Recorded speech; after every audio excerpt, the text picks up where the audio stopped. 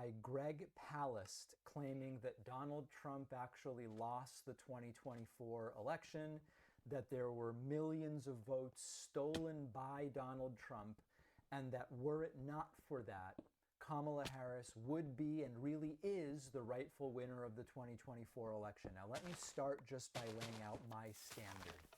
When it comes to elections, objectivity is a necessity. In 2020, we had these allegations of voter fraud, election fraud that dominated the headlines. Trump and his allies said Trump really won, Biden stole it through widespread fraud involving 5, 6, 7 different mechanisms. And at the time, what I said is I will scrutinize the claims. I didn't dismiss them out of hand. I looked at them. I demanded evidence. I applied rigorous standards to separate fact from fiction and hyperbole and conjecture from sober analysis. And I determined Joe Biden genuinely won the 2020 election. So now we're looking at the 2024 election. It's a similar situation, but the roles are reversed. And there are some making allegations of voter fraud and voter suppression against Trump's victory, arguing that Harris is the rightful winner. And we have to analyze it in the exact same way. Now, there's a piece by Greg Palast making these claims that's going viral. And I care about election fairness. I care about election objectivity. And I care about being honest with you. So we have to look at Greg Palast's recent article, Trump Lost, Vote Suppression Won, and analyze the claim, which says that voter suppression tactics ranging from purging voter rolls to the disqualification of mail-in ballots cost Kamala Harris the presidency. We have to look at these claims one by one. Now, I do suggest that you read the entire article, maybe even pause this video now and read the entire article, because I'm going to summarize what the article says. The article, in a simplified format, argues that restrictive voting laws, purged voter rolls, and disqualified ballots disproportionately affected voters of color, costing Kamala Harris millions of votes, such that she otherwise would have won. The numbers that Palast cites are 4.7 million voters purged from the rolls, 2.1 million mail-in ballots disqualified, 1.2 million provisional ballots rejected, among other figures. And he argues that black voters were 900% more likely to have their ballots rejected than white voters, based on a study by the U.S. Civil Rights Commission. The totality of the effect that Palast claims these mechanisms had is that without those suppression tactics, Kamala Harris would have won. She would have won the popular vote by 1.2 million votes, and she would have received 286 electoral votes by flipping states like Wisconsin, Michigan, Pennsylvania, and Georgia. Here's the main problem that I find as I analyze each claim. A lot of the people reporting on this are just taking Greg Palast's claims and saying, look at what happened. But Greg Palast does not provide compelling evidence for his calculations nor sourcing for the data as relevant to 2024. Let me explain.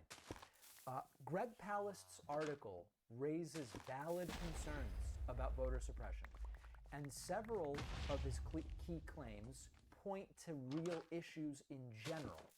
But the specific numbers that he uses, and especially how he uses to claim that Harris really won, are based sometimes on outdated information, sometimes on questionable extrapolation, and sometimes on exaggerated numbers. Let me break it down. For example, Greg Palast says that a study by the U.S. Civil Rights Commission claims black voters are 900% more likely to have ballots rejected than white voters.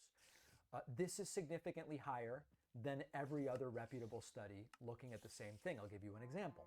A 2020 study by Daniel Smith, who's a political scientist at University of Florida, found that black and Hispanic voters are twice as likely to have ballots rejected than white voters.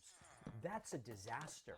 That's a very troubling disparity. But if you assume for a moment that among those disqualified and purged ballots, black and Hispanic voters are only 100% more likely rather than 900% more likely to have ballots rejected, the entire argument is immediately undermined. His case that Harris really won evaporates if you say, yes, Black and Hispanic voters are more likely to have ballots rejected, but only by 100%, not by 900%.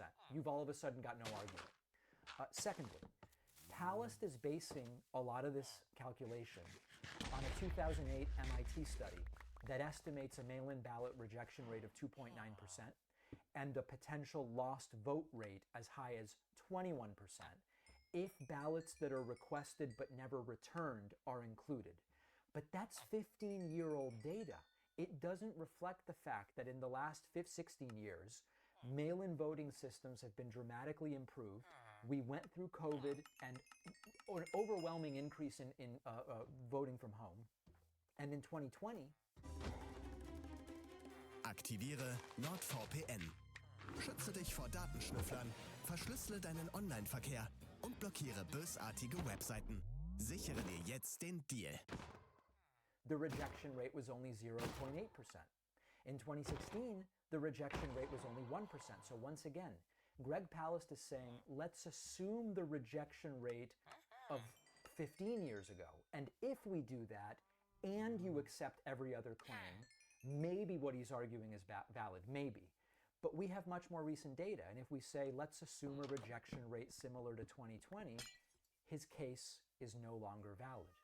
This is what we have to really look at. This would be like me saying, I don't think you should get a certain treatment for a disease because the treatment is only 20% effective.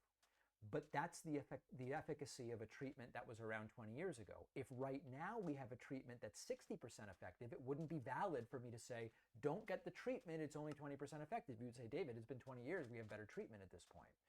And similarly, that 21% lost vote rate is based on a survey where non-voters were asked, why didn't you vote? And the MIT paper itself acknowledges it's almost certainly an exaggeration because a lot of people don't like to admit, I just didn't vote. That, it's self-reported, and the architects of that study say a bunch of these people are claiming I did vote, but it wasn't counted, or I didn't get a ballot. A whole bunch of those people just didn't vote because they chose not to vote. And if you acknowledge even a 10% inflation there, the argument also falls apart. Now, finally, Palast claims that voter suppression, he ties all of this together like the weave, and he says voter suppression cost Kamala Harris 3.6 million votes. That would have flipped the election in her favor. He doesn't break that down. He just doesn't break down how he arrived at that number. He says, well, I've got this 2008 rejection number. If Greg Palast were to say, we have a 0.8% ballot rejection rate, which is what we had in 2020.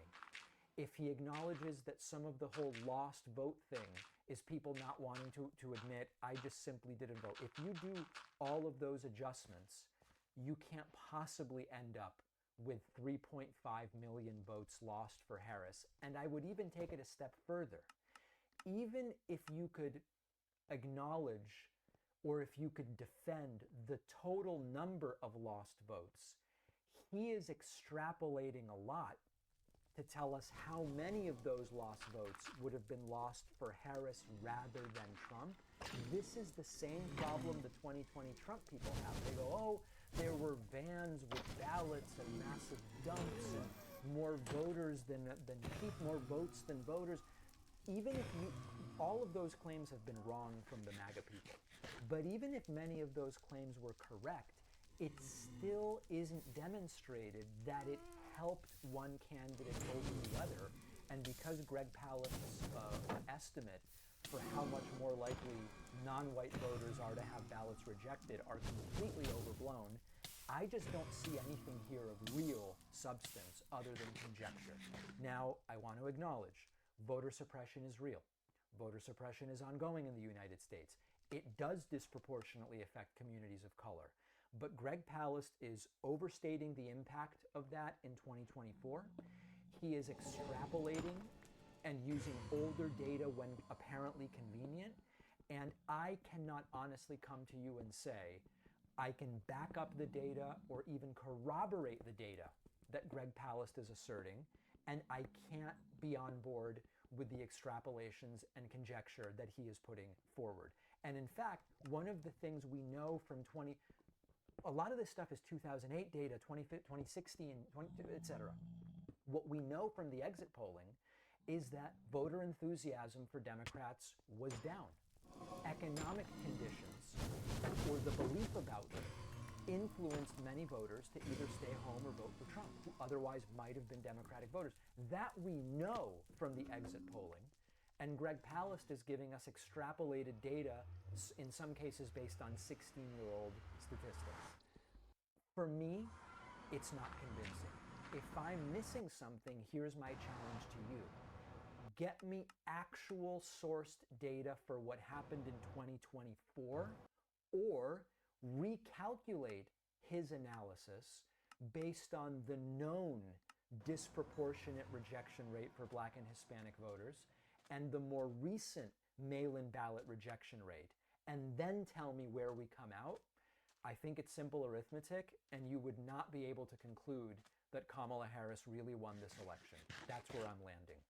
Once again, we're seeing big tech blur the lines between private industry and public government. Zuckerberg, Bezos, even Sam Altman at OpenAI are donating millions to